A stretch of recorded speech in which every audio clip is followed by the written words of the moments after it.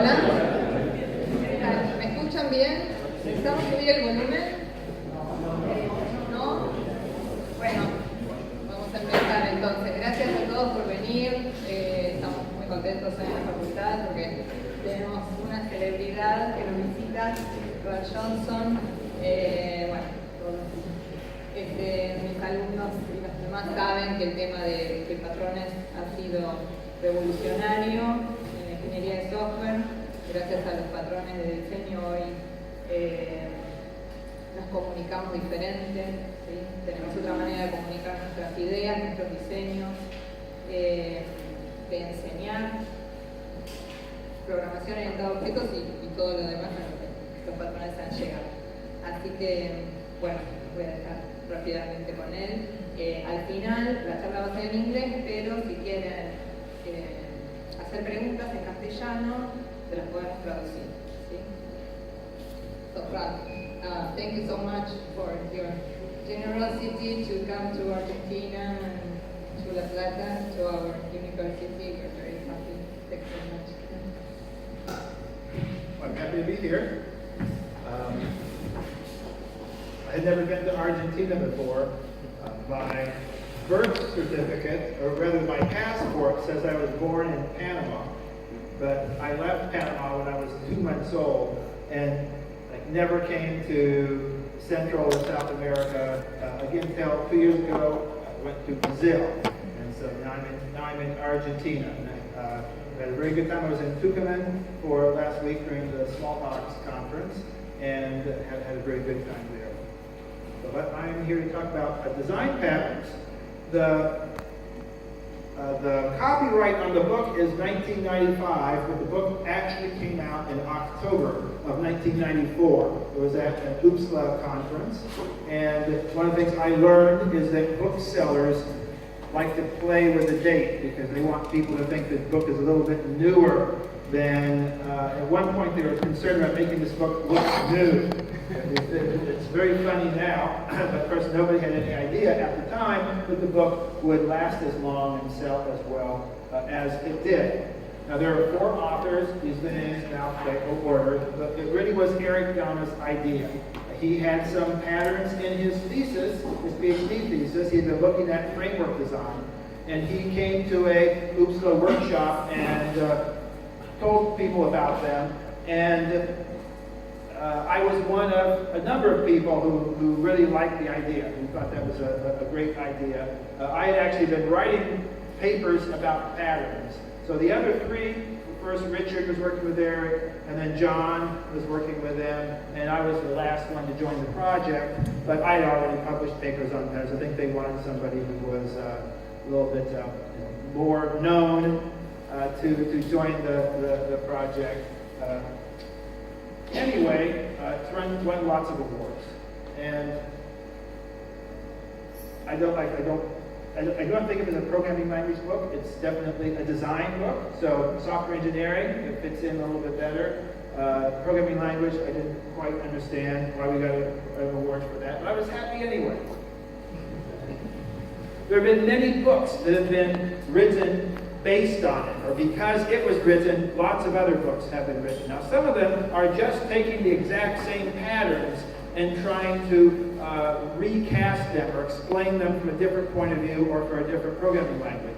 So the very first book was the Design Patterns Smalltalk Companion. These 3 people were at IBM, and they all were using Smalltalk, and the Design Patterns book is mostly in C++, but there's some Smalltalk there as well. I wrote all the Smalltalk in the book. I was the Smalltalk person.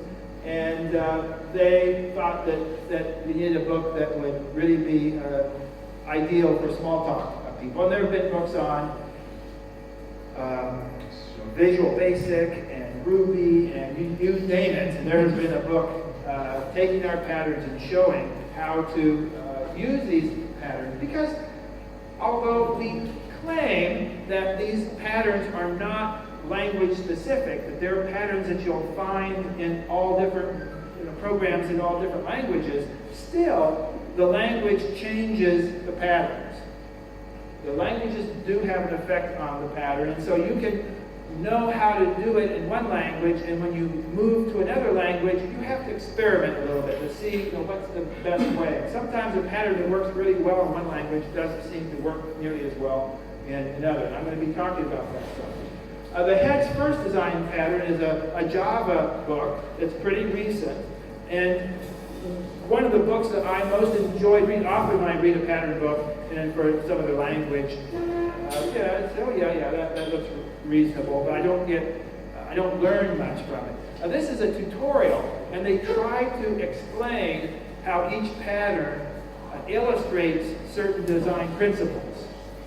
And I really like that, and I wish we had done that in the book. Of course, at the time we wrote the book, we didn't realize exactly how the patterns illustrated design principles. So we couldn't have written the book that way back 22 years ago. But it's very good. There are other books that are about completely different topics. They're not about our patterns. They're about different patterns. And one of the things that our book did was encourage people to talk about concrete designs. And most of you, many of you were not alive then, but and those who were not thinking computer science thoughts back then. But the world was a different place 22 years ago, and one of the things was that people didn't talk about concrete design. But you do that for compilers and operating systems. So for certain areas that were considered academically respectable, people would talk about concrete designs. But for most areas, we didn't do that, and so the patterns have been a way for people to do that. And Eric Evans' book is more about if you're building business systems. We always talk about having a domain model and trying to make the application, the design of the application, match the problem domain. And so if you're talking about banking, then you want to have a bank account and customer objects and so on. So you want to use the language of the customers. Well, he actually says that's not quite right. You don't use the language by customers of your system, people who you are building the system for. You don't just ask them, what's your language? And then, because there will be words you will need to use talking about a computer system that they don't necessarily have when they are dealing without computers. And so you will have to invent new vocabulary, and it should be a joint project between the computer people and so he goes a lot about how you really design a system to match a problem domain. That's really that book.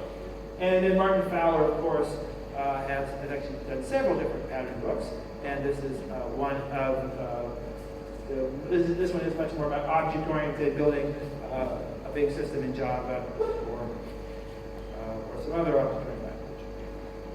Okay, so the book is clearly a success, and to say that it wasn't, that we should have done something different is it's sort of hard to say that. But on the other hand, as time goes on, I can see more and more things wrong with the book.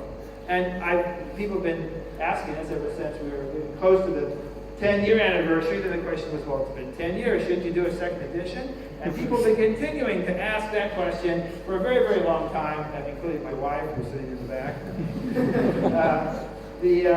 And so as part of motivating myself to work on that, I've been collecting things that are wrong with the book, things that we see. And so that's this. I'll be talking about a few patterns. I could actually do this. I think I probably have about a day's worth of material now. So I'll just do a few patterns. So why does the book give bad advice? Well, sometimes it gives bad advice because things have changed. It was actually good advice for 22 years ago, but it's not good advice now because we have different ways of doing things. So sometimes that's what it is, and it's hard to feel guilty about not being able to predict the future. Nobody can predict the future very well, so what can we say? But there are other ways where, as I look back, especially in the small talk, I was talking to the small talkers this last week, and I can remember small talk systems that were doing things differently in 1980, probably 81 or 82, certainly by the 90s, they were doing it differently.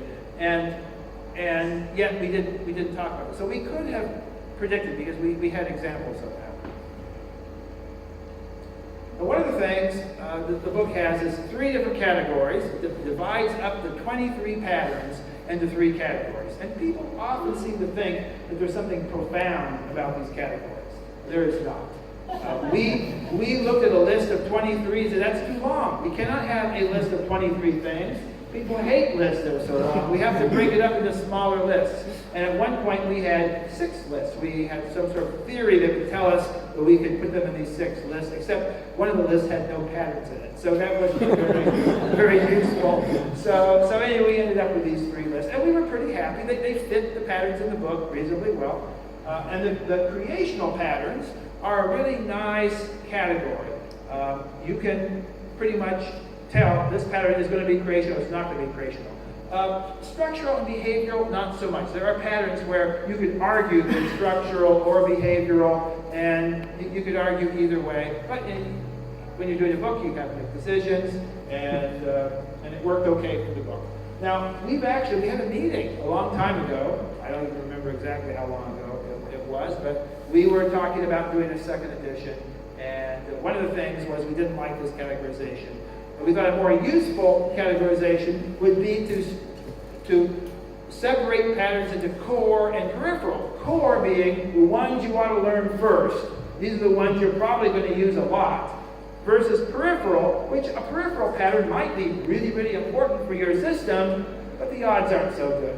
Now, you don't see them all the time. They come up every now and then, and that's fine, but we couldn't say that when we wrote the book, but looking back after many years, we can tell. These are the patterns that just show up all the time, and these other patterns are less common. We also were thinking about some of the patterns, which we had a little problem with. We decided it was actually because they were compound patterns. They actually were combinations of other patterns, and if we thought of them as combinations, it helped. And the creational patterns were actually a good category.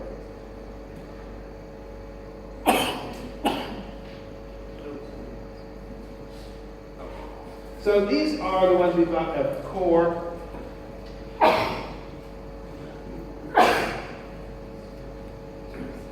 I often sneeze around chalk dust. I'm not sure. Actually, I think there is chalk dust. Maybe that's what's causing it. We also decided we were missing no object. We thought no object should be a core pattern, which was like, how could we have missed that when we did the book? It's such an obvious, easy, simple pattern that you see all the time. But it never occurred to us that that was a pattern as well when we were writing the book. So that would be on this list. So I'm going to talk about composite, iterator, observer, and I think I mentioned mediator too. Okay, so the observer pattern. So in the book, every pattern starts off with a very brief description called an intent. And this is the intent for observer. Define a one-to-many dependency between objects so that when one object changes state, all its dependents are notified and updated automatically. Now, the thing about all these intents is that if you read it and you understand it, you say, oh yeah, I think I know what that is. Well, then you probably do. That you probably don't have to read the rest of the chapter because, but in fact, most people, if you're new to a pattern, you will read it and you'll say, what is he talking about? and you have to you'll read the chapter. In fact, that's a problem. And it's hard to know how much work it takes to learn a pattern because you may have seen it before. You just didn't know it was a pattern. And so it doesn't take very much for you to read and then suddenly you see, oh, that's the same thing as in this program that I worked on, and then you start to understand the pattern. Or, if you have never seen it before, then you read all the way to the end, and you're glad that we have several examples, several code examples, because every time you read it, it makes a little bit more sense, a little bit more sense. The sad fact is, people have often talked about, in the early days, people would talk about how wonderful patterns were, how they would just sort of condense wisdom, and you could read these patterns and acquire the experience of the ages. The fact is, you don't actually learn a pattern by reading a book. You learn a pattern by practicing. And the book is great because it tells you what to practice, and it gives names, it gives standard names. And the book is very useful for the experts on it, because they could just read the book and say, oh, I know that one, I know that one. Now these are going to be names I can use. And then they could use those names to communicate. I've heard of consultants who told me they really liked the book because they would tell people, do this, and the people would argue with them. And now they have a book, they can open up the book and say, do this, and people read, okay, and then it was easier to convince people what to do. And then also, a problem with patterns is you read the book and it makes sense, but you're not sure, should I use this pattern on this project or not? Well, the way that you learn when you shouldn't use a pattern is by using it when you shouldn't. And of course, that costs something, there's some pain associated with that. And so it's sort of nice to have an expert who can come in and say, oh yes, you should use this pattern here. And then you can be much more confident and you have better experience that way. But again, it's sort of a language for communication. So the observer pattern, there are subjects and observers. There are two roles. And in our book, we talk about them as being classes, but they really are roles rather than classes. And that's true of a lot of the patterns we use in the terminology of classes, but often they really are roles. And here I'm using small talk words. This pattern is built into small talk. Every object in small talk has both subject and observer protocol because it's the class object defines it. Now, you don't actually want every object to be a subject and an observer, but it is built into the language, or the library, the class. So the subject is the object whose state is changing, and the observer is the object that's supposed to be notified, and is going to react when the state changes. So the subject has operations of change. You tell it change, and that means the subject has changed its state, and then it will send the update message to an observer, and that is notifying the observer that the subject's state has changed, and the observer is supposed to do something about it. And in small talk, this is called the dependence mechanism. That's the standard name. And so I sort of like the fact that we use dependency. We said dependency there, so small talkers would feel at home. But one of the things about most of the patterns is that we gave name to the pattern to one object in the pattern. And I actually don't like that. Looking back, I think it's a bit of a mistake because the pattern is a whole thing. The pattern is as much about subjects as it is about the observers. It's not, you could have called it the subject-observer pattern, except that often you have some outside agent that's going to be working with them. And when you, sometimes somebody has to send the change message, and it's another object that's causing the subject to change will actually send the change message. So that object's not even this picture, but that object's part of the pattern too. Okay, so when you use the observer pattern, and so I have down here an example of using the observer pattern. This example is that we are simulating a 1920 mobster movie. And so we have the FBI that is observing, spying on these mobsters. So classic is the lookout in the hotel room across the street with binoculars. They actually sometimes use really high technology. There was this really new communications mechanism called the telephone, and they had discovered hacking techniques where they could bug the telephone line and find out what people were talking about. That was really the innovative technology of the 1920s. And so they had other ways of observing and they would want to know when these mobsters were going to rob the bank or go to drive a getaway car for something. Now, if you're programming this, the way you program this, according to the observer pattern, is that the subject actually has a list of observers. So an observer registers itself with the subject. It has operations like add dependent and remove dependent. Now, what this means in your simulation of FBI agents and mobsters is that the FBI agents have to notify the mobsters that they're being watched. And which sort of spoils the idea of the simulation. But that is, in fact, exactly how the observer pattern works. That's exactly how the observer pattern works. So the way that in practice it works is when you make a subclass of subject and you're implementing all this mobster behavior, you don't actually ever access your observers. You don't ever write code that knows about the observers. You just have to write code that says self-change. And that calls the change operation. And then everything else will work properly. And you try to forget the fact that every mobster is keeping a list of all the FBI agents that are watching it. There's this code goes along with it. You just don't want to think about that because that spoils the simulation. But that is actually how it works. And I like to think about this because of the fact. Now, this has a lot of good properties. When you make a subclass of mobster, it depends on subject, but it doesn't have to really depend on FBI agent. FBI agent implements this observer interface. Observer is just an interface. Again, if you're a Smalltalk programmer, you don't think so much about interfaces, you think about classes. But if you move all this to Java, then you can see observer is just an interface. The subject would actually be a real class.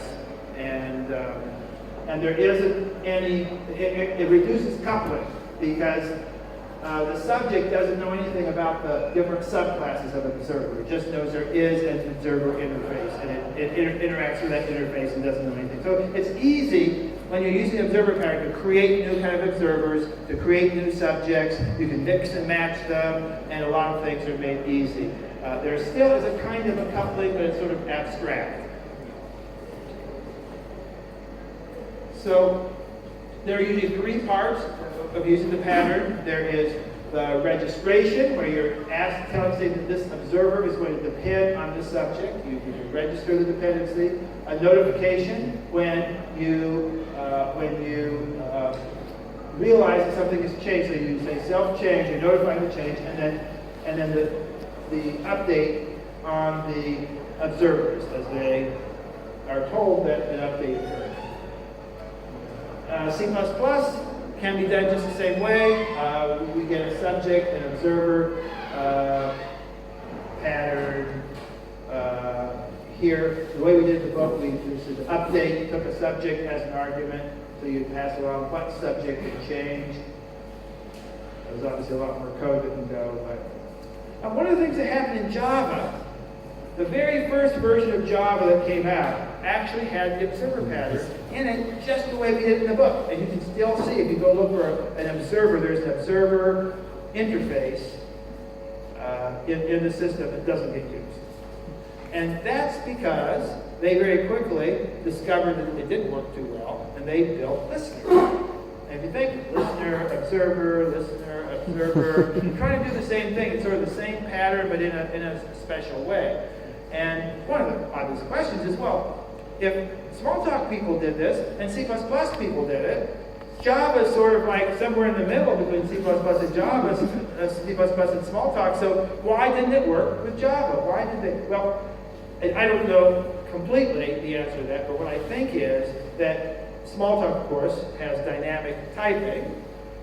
C++ is very strict, but all the people who are doing this in C++ were not really trying to reuse this interface. They were building it again for every particular library that they were using. And so what happened in Java is they actually did try to make this be reusable, and they ran into problems, so with static type checking, making it be reusable. What they do, what they're listening is, you actually say, well, the argument to your update is not going to be just some random object. You're actually going to specify exactly what kind of object will be the argument for the update. It will be an event. So we have this event, and you're going to update with an event. And there actually can be lots of different types of listeners, because you can specialize this interface, have a number of different types of interfaces. In fact, you can even have more than one update message. So lots of different types of listeners in Java. And a component listener is one that has a bunch of different, and they're not called, these operations are not called update. None of them are called update. They're called something else: action performed, component resized, component moved, all these different names that are given, but they're the same. If you actually look at what's going on, the purpose of this is to notify all the listeners, not observers, but listeners. So it's the same idea. And in fact, I believe that this having a lot of different methods on the same listener was sort of an experiment that has sort of failed, because these were older interfaces. When I see all the newer interfaces that are done with different listener interfaces in Java, they tend not to do that. So again, I don't really understand why because I mean, I've used component listener and it all seemed pretty reasonable to me, so I'm not quite sure why people aren't doing it in others.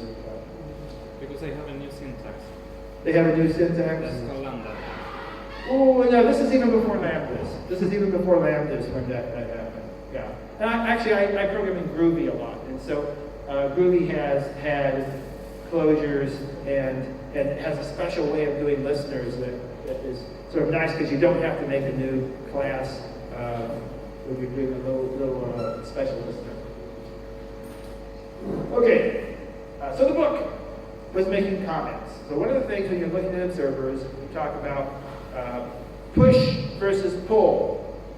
Those are two ways of using listeners, or observers. With listeners, the same thing. But we're talking about the book. The book is an observer. And two ways of using it with a push.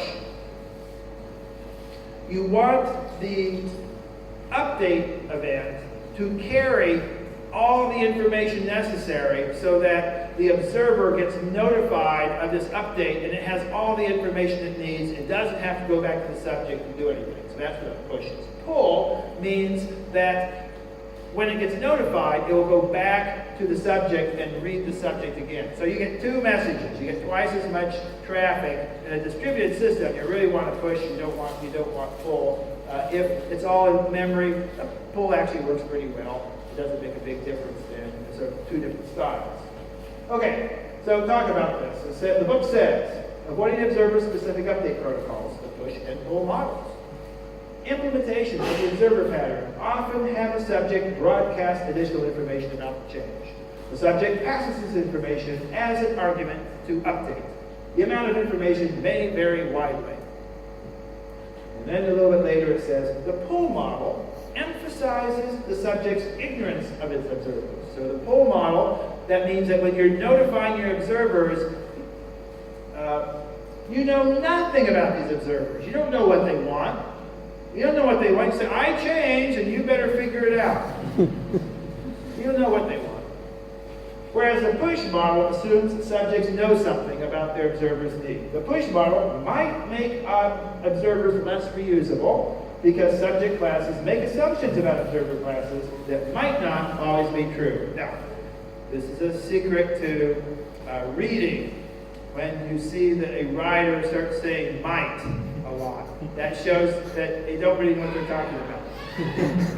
They're sort of guessing.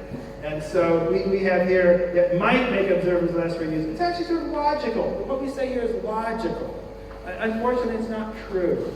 Exactly the opposite is true. The push model actually makes things much more reusable. Okay, so this is what we've learned since then. The push model can actually make observers more reusable. That's what listeners are what listeners give you by having specialized observer interfaces for particular kinds of change. So we have a mouse, and how can the mouse change? And when you look at the mouse,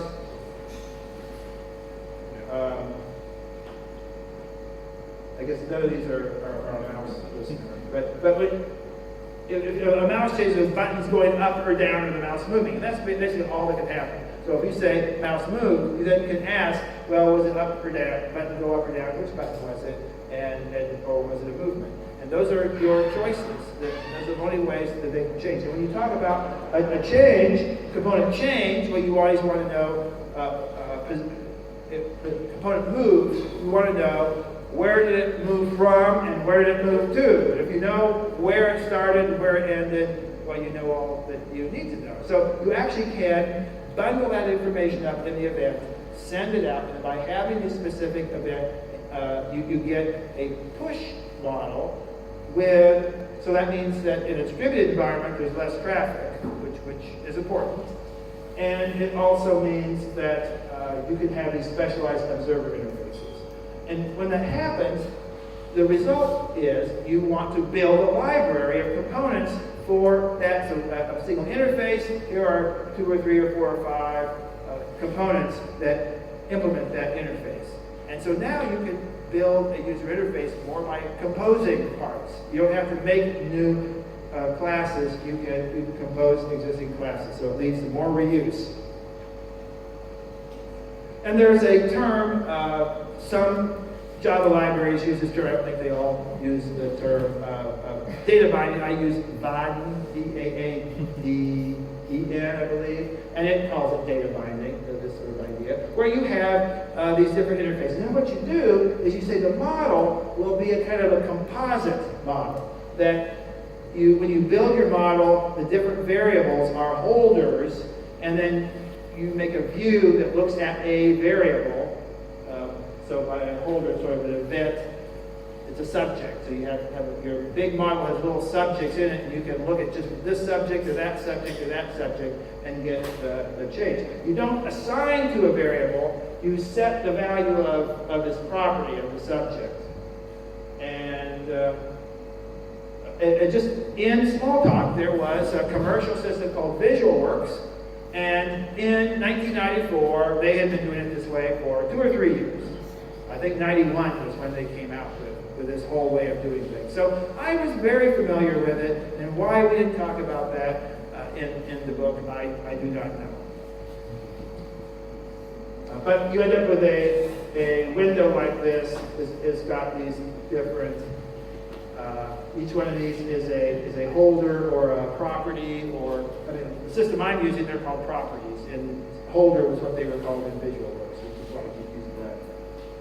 And then you have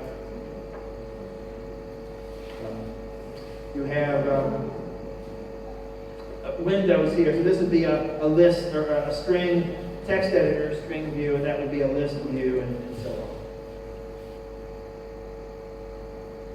Okay, so the advantage of this data binding is that you don't have to invoke update events explicitly. You don't have to say self-change. You just assign to a property, and the property automatically tells everybody that it changed. Now, that actually is not that big an advantage, because that's not the buggy code. That stuff was easy, and yes, we've automated it away, but it's a nice little bonus, but it's not a big deal, really. The bigger deal is that observers can be reused. And so now you build a library of these observers, and so then you get a big benefit. So when somebody comes and tells you we're going to use this pattern and it has this big benefit, it actually doesn't have that big benefit until after you built the class library for the components, which might take quite a while. But it is true, once you get there, then it is a component. And you've got to have these standard interfaces. Okay, so a classic problem when you build these things is that you've got this model with little submodels, or a big subject with little subjects inside it, and you build a window, and each subview depends on one particular aspect, one particular property. But then you have these interesting activities that take a whole bunch of properties. It's going to affect a lot of properties. So what I have here is when you select a new file name, you're supposed to go read the file and then display the text in the lower box. So the part in the middle is supposed to be a list of file names, and you select one and instantly you see new text down below. Well, you can't do that with one window. That is, all these windows are talking to each other, and if they're from some library, then they're not going to have that built in. So what we do typically is, what did I do?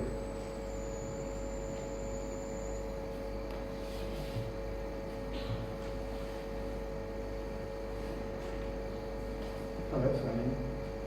Okay, What we do is we use a mediator. You pick some object somewhere, and if you're building, you got this hierarchy of models, so you might use your topmost model to do that, or it's a hierarchy of views, you might use the topmost view to do that. There'll be some object somewhere, and you'll have that object register itself as a dependent on things that it wants to know about, in particular like this list. So you'll find out when someone selects a new thing on the list. And so it will handle that particular case. And that actually is a mediator because you're picking some object to handle interaction between the other type of objects. And mediator is another pattern in the book, which I'm not going to explain too much about here. Other than to say, when you read the book, one of the things we talk about is related patterns. And in design patterns, under observer, it says mediator is a related pattern. So yes, we got that right. But then you go and you read it, and it talks about something entirely different. It was not talking about what I just told you. Instead it says, by encapsulating complex updates, the change manager acts as a mediator between subjects and observers. So what it's talking about here is that there are times when you don't want you don't want it to be completely distributed, where you worry about detecting cycles, for example. That's a problem that can happen with observer, is that if you get a cycle of observers, you get an infinite loop, and that's not good. So instead, you run all your updates through a single object. You have an object that gets told, I am updating this, and then it will trace through the graph and make sure everybody gets notified and it can catch certain errors. And we've seen several of these. A lot of people have done something like that, and that's a kind of mediator too, but it's a completely different kind of mediator. And that was the one we talked about here. So in fact, the book missed, I'd say, the most common use of mediator, because pretty much every user interface will have some place you're going to just have to have somebody just respond to these events that aren't being handled automatically by the library.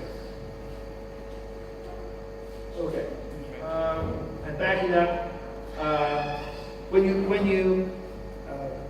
Microsoft has come out with several pattern books. There's a group called Patterns and Practices, and they're a documentation group. They actually hire outside people to write books most of the time, although they have written some books with people inside. And they're usually free. You can get free copies of them. And obviously they're trying to teach you how to use all the Microsoft technology, but a number of these pattern books will have divide up each pattern into one section that is fairly independent of technology, and then the next section, the last half, is very specific to Microsoft. So you can actually just read the first half and apply that to whatever. But one of the things they do, at least in some of the books, one of the things they do that they really like is they tell you for every pattern things that can go wrong. How do you test a program that uses this pattern? And that's a really valuable thing, which we should have put in our book too, but of course, that was 22 years ago. We weren't thinking that way. And probably didn't even know then. But with Observer, it's a lot easier because with Observer, you could either get a bad update method, you could miss a call to change, or you could miss registering things. And my experience after many, many years of programming these things is that it's the first two bad update methods, you discover them right away. And so they are fairly easy to spot those problems and fix them. And this is a call to change. What happens is you do something over here and you expected that to update and it didn't. And if they just forgot to do a call to change, it's pretty easy to fix. But sometimes a lot of stuff is changing, but that one isn't. And that's because they forgot to register. And the registration bugs are actually the hardest ones to find in my experience. So those are the sort of things that are good to know when you're using a pattern. Okay, so now I'm going to switch and talk about iterator. I'll actually come back to observer. Talk about iterator. So iterator is one of those patterns that almost everybody, when they read it, says, oh, I know that. It's it's one of those patterns that